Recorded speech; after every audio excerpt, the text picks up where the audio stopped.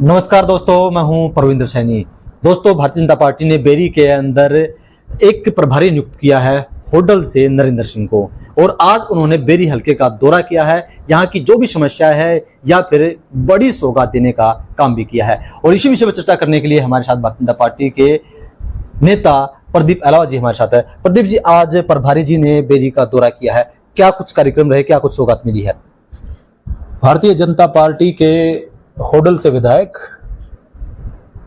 हमारे भाई हरेंद्र जी हमारे बीच में यहाँ पे आए हैं।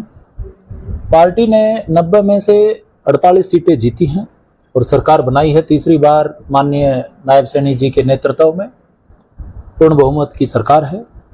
लेकिन जो विपक्ष वाले कहते हैं कि ये किस तरीके से चुनाव जीत जाते हैं, कभी वोट चोरी का, कभी ईवीएम का आरोप लगाते हैं, मैं उनको बताना चाहता हूं कि हमारा क्या सीक्रेट है। अभी चुनाव को लगभग 4.5 साल बचे हुए हैं और अभी से भारतीय जनता पार्टी ने चुनाव की तैयारियां शुरू कर दी है।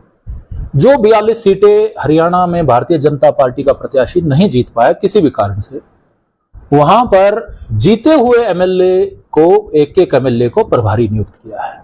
अब होडल के माननीय विधायक जी को बेरी की जिम्मेदारी दी गई है।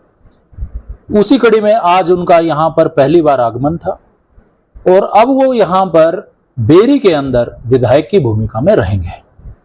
लोगों के, कार्यकर्ताओं के जो भी काम है, सरकार से हैं, अफसरों से हैं, उन समस्याओं को वो सुनेंगे और उन कामों को पूरा करने की जिम्मेदारी अब उनके ऊपर है। प्रदीप जी, जिस तरीके से लगातार जो विधायक हैं यहाँ के, वो ये कहते आए कि हम तो विपक्ष में बैठे, हम काम कैसे कराएं, तो क्या अब बेरी की जनता आश्वस्त हो जाए कि उन्हें एक विधायक जो है बेरी से मिल गया है? हमारे यहाँ से जो विधायक हैं, जो जनप्रतिनिधि हैं, वो लगातार 6-7 बार बेरी का प्रतिनिधित्व कर चुके हैं। तो सरकार में भी रहे हैं लगातार 10 साल, विपक्ष में भी रहे हैं, उससे पहले मंत्री भी रहे हैं। चौधरी देवीलाल जी की सरकार में 87 में कोऑपरेटिव मिनिस्टर भी रहे हैं। बेरी वो हल्का होता था जो पूरे हरियाणा में सबसे अग्रणी था। जब हरियाणा बना तो सबसे पहला मुख्यमंत्री हरियाणा को पंडित भगवत दयाल शर्मा जी के रूप में बेरी ने देने का काम किया था।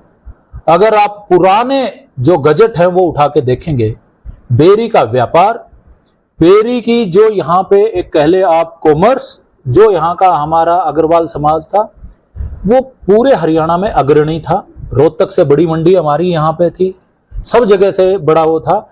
लेकिन उन लोगों ने यहाँ पे कोई काम नहीं किया और अपना विकास तो किया, लेकिन बेरी को वो भूल गए। चुनाव के समय फूट डालने की, चौधर का नारा देने की ऐसी राजनीति उन्होंने करके चुनाव जीतते रहे, लेकिन बेरी में काम नहीं किया। अभी जो विधायक जी यहाँ पे आए हैं वो इसी मंशा से आए हैं कि अब यहाँ पे लोगों के 36 बिरादरी के समान रूप से विकास का काम करने के लिए वो यहाँ पे आए हैं।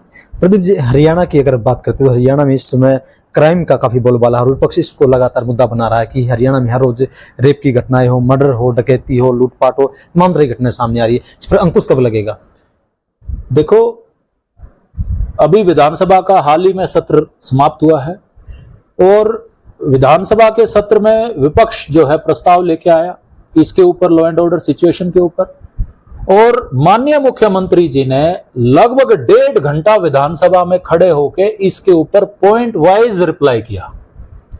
और दुर्भाग्य की बात है कि वही लोग, विपक्ष के लोग, कांग्रेस के लोग प्रस्ताव लेके आते हैं और जब माननीय मुख्यमंत्री जी वहां पर इतनी ज्यादा न्यूज़पेपर की कटिंग उनके समय की 2004-05 से लेके और 14 तक की वो लेके गए वहां पे, तो विपक्ष वॉकआउट कर गया।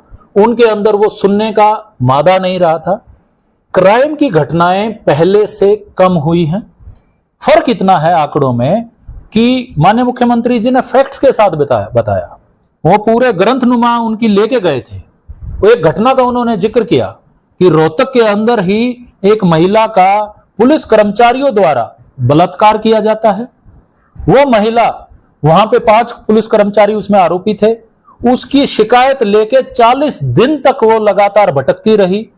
यही भारत भूषण जी सब लोग वहां पे विधायक थे और वो उसके बाद 40 दिन तक उसकी कहीं एफआईआर दर्ज नहीं हुई, तो उन्होंने पंचकुला में डीजीपी ऑफिस के सामने जहर खा के आत्महत्या कर ली।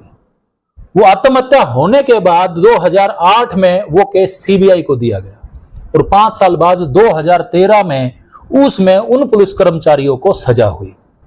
तो ये आंकड़े जो है आज के टाइम पे सब कुछ ऑनलाइन है, जिसकी शिकायत है उसकी एफआईआर जरूर दर्ज होती है। तो अब ये जो है, जो पहले आंकड़े कम करके एफआईआर ना दर्ज करके क्राइम का दिखाते थे कि भाई कम हो रखा है, वो अब ऐसा नहीं है। अपराध, मैं ये नहीं कहता कि समाज से खत्म हो गया है, हमारे बीच में से ही समाज के लोग अपराध करते हैं, लेकिन अब यहाँ पे माननीय नायब सैनी जी ने सख्ती से कह रखा है कि अपराधी या तो हरियाणा छोड़ दे, नहीं तो उनको पुलिस को खुली छूट है। तो अब तो आप ये देखेंगे कि जो भी अपराध की घटनाएं अगर मुख्य तौर पे आती हैं, वो सब लोग किसी न किसी रूट से, चाहे नेपाल से, कहीं से फर्जी पासपोर्ट बनवा के विदेशों में बैठ के धमकियां देने का और काम करते हैं। और पिछले 1 साल में, जब से सरकार 1 साल भी नहीं हुआ है, यहाँ पे एनकाउंटर भी हुए हैं, लोगों को गिरफ्तार भी किया गया है और इसके ऊपर अंकुश लगने का काम जारी है। तो चलिए, हमारे साथ बेरी के चेयरमैन जो हैं बिल्लू, वो भी हमारे साथ है। बिल्लू जी, आपसे जानना चाहूंगा कि बेरी के आपका प्रतिनिधित्व आप कर रहे हैं, लेकिन यहाँ पर अभी भी कई समस्याएं हैं, महिला कॉलेज की बात हो, स्टेडियम की बात हो, और विधायक जी भी यहाँ पर आए हैं। तो क्या आपको लगता है कि आने वाले वक्त में ये समस्याएं खत्म होंगी? सबसे पहले आपका और आपके चैनल का और सबका धन्यवाद करता हूँ। समस्याएं इसी उम्मीद के साथ आए हैं भाई, ये अपने विधायक जी जो समस्या हम इनके समक्ष रखेंगे और इनको दूर करवाने का काम करेंगे। प्रदीप जी, एक विपक्ष बार बार आरोप लगाता रहा कि आप लोगों ने तो वोट चोरी करके सरकार बनाई है, और दीपेंद्र हुड्डा ने ये कहा कि जल्द ही हम एक बड़ा खुलासा भी करेंगे वोट चोरी का।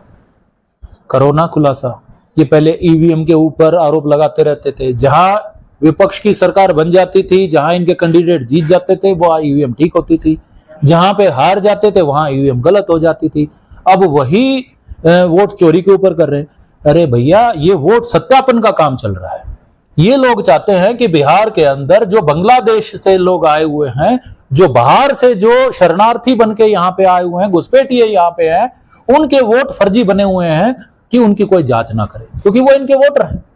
वो बांग्लादेश से आके इनके वोटर हैं और ये चाहते कि उनकी फर्जी वोटें बने और वो यहाँ पे स्थायी रूप से रहें। ऐसा माननीय नरेंद्र मोदी जी की सरकार में बिल्कुल नहीं हो सकता। कोई घुसपैठिया भारत के अंदर बर्दाश्त नहीं होगा। सबकी पहचान की जाएगी। वोट छोड़ो, उन्हें आप एनआरसी के माध्यम से और माध्यम से देश से बाहर किया जाएगा। प्रदीप जी, हमसे बातचीत करने के लिए आपका बहुत बहुत धन्यवाद। धन्यवाद।